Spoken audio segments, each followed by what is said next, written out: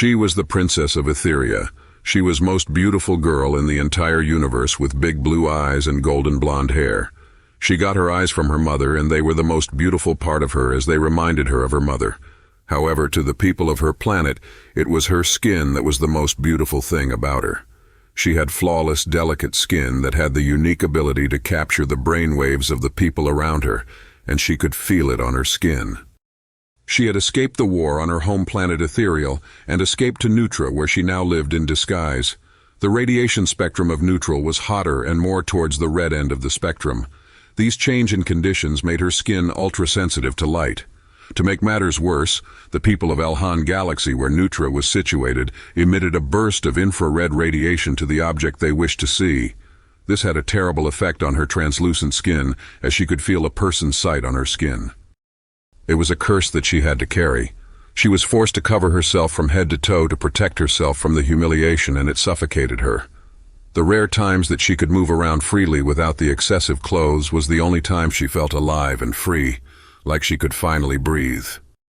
The princess loved to go for a swim in the Aqua Cool secretly during the low sun. The Aqua Cool. He was the young Prince of Pulsar visiting Neutra on royal business. His eyes emitted a weak pulse of laser wherever he looked. He sneaked out of the party that was thrown in his honor by the King of Neutra, ignoring protocol and the warning of his advisors.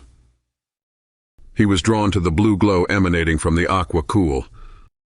The prince was admiring the view from the edge of the Aqua Cool when he noticed the princess swimming. The princess emerged from the Aqua Cool and found that her clothes were kept where the prince was standing. There was no way she could avoid him. Pair of bright red eyes looking at her directly. She tried to cover her body and walk away, but quickly realized, "This is going to hurt," she said to herself. As she walked past the prince, expecting to be charred all over, she felt no burn, not even a tingle. Probably the aqua. I am still wet. She reached home, still not burning anywhere on her body, but her head was spinning. She couldn't walk straight. It had never happened to her before. She checked herself in the mirror, but did not find a single mark on her body anywhere.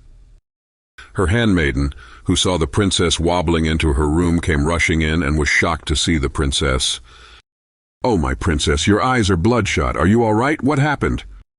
There was brief pause, and then a faint smile appeared on the lips of the princess as she turned to the mirror and noticed her eyes. "The eyes, they have no skin," she whispered. She was happy to receive this kind glance from the prince in this cruel world, and looked forward to the future.